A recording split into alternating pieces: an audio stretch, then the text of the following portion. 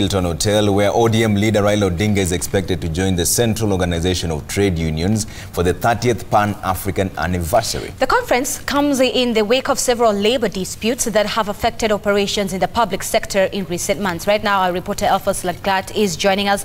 Good morning, Lagat. It's good to be speaking to you. Perhaps you can give us an overview of the agenda of this meeting. Thank you very much indeed, Zinzi. As you mentioned, we are live from Hilton for the 30th Pan-African Trade Union Symposium that is set to start today until March, 1st of March. And of course, it brings players from several African countries who will be discussing the discourse in terms of continental and even in terms of Kenya, what is in it for Kenya. Of course, we will be engaging COTU Secretary General Francis Atwoli on much of this. But again, what will be the subject of focus here would be, again, importance of quality education for the continent in line with the sustainable development goals. And as you mentioned, again, this symposium comes in the wake of several labor relations disputes regarding different sectors in the country. So straight away, let me just engage Secretary General Francis Atwoli for COTU. Thank you so much for joining Citizen this morning.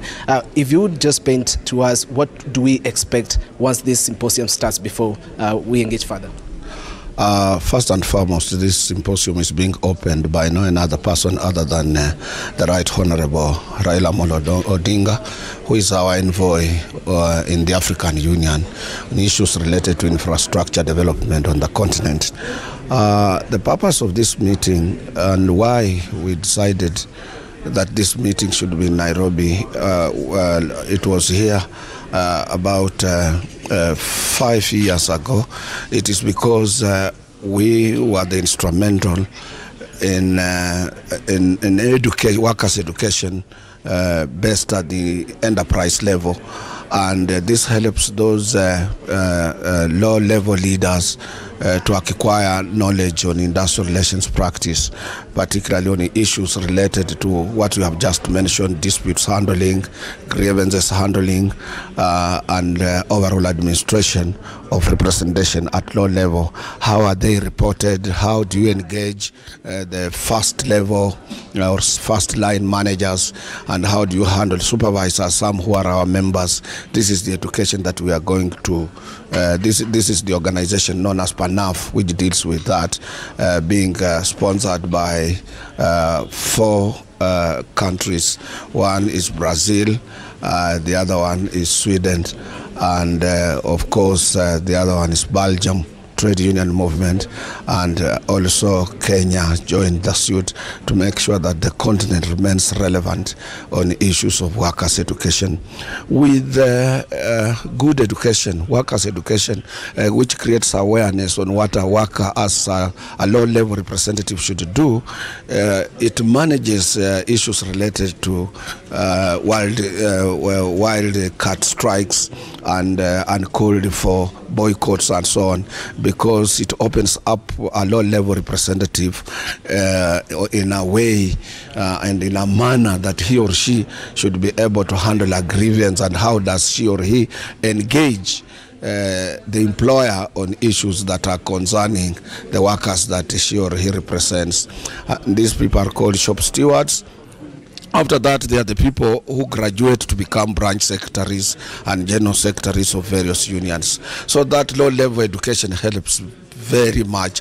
And as you have in most cases seen so many strikes in public service unions, it is because when the constitution opened up and they were allowed to form unions, most of them didn't go through basic workers' education. Let me just cut you there. And besides workers' education, there's something that is very close to the hearts of Kenyans, and that is deduction of 1.5% towards the housing levy.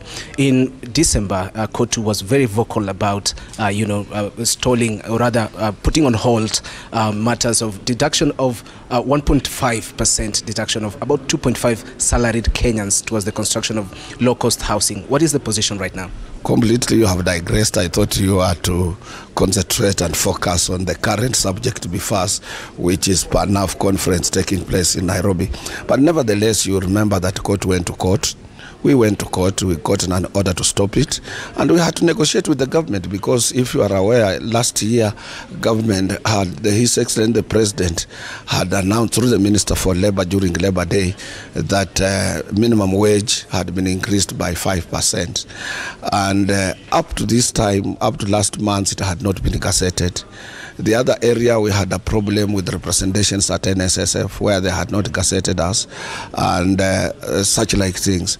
So what we did, we negotiated with the government based on those two issues. One, that workers' money must be protected at the National Social Security Fund by workers themselves. The government agreed before we lifted that. Two was that if we are to get our members contributing 1.5%, those who are unionized, then the government must gazette 5% minimum wage. Because after gazetting minimum wage 5%, when we are reviewing our CBS, that becomes automatic. On any percentage we get, it must be above 5%. And that some unions get 10%, 8%, 9%, 12%, 15% per year. For you, 2 years, 30%, 16%. So if government gets 1.5% out of a negotiated CBA and out of a Kenya government gazetted minimum wage increase of 5%, we are losing nothing because they will have to get their 1.5%. The problem would be to those non-unionizable members like managers and the rest who are also supposed to contribute and they are not represented.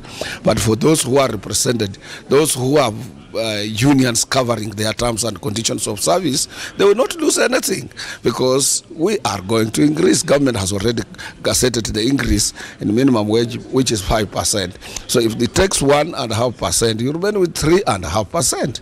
So you know you are losing nothing. So those are some of the things that we agreed with the government, that if they are to get 1.5% out of one salary per month for housing, for basic houses for Kenyans, then that would be our contribution. That is why we gave in. Thank you so much, Secretary General for COTU. Of course, we'll be engaging more on these issues that are very close to Kenyan hearts. But for now, of course, this symposium is set to start. And as you heard, former Prime Minister Raila Odinga is expected to make a keynote speech here. And of course, we will be focusing on some of the sustainable development goals and what is in it for Kenyan workers who are also part of the Pan-African trade. Back to you, Zinzi.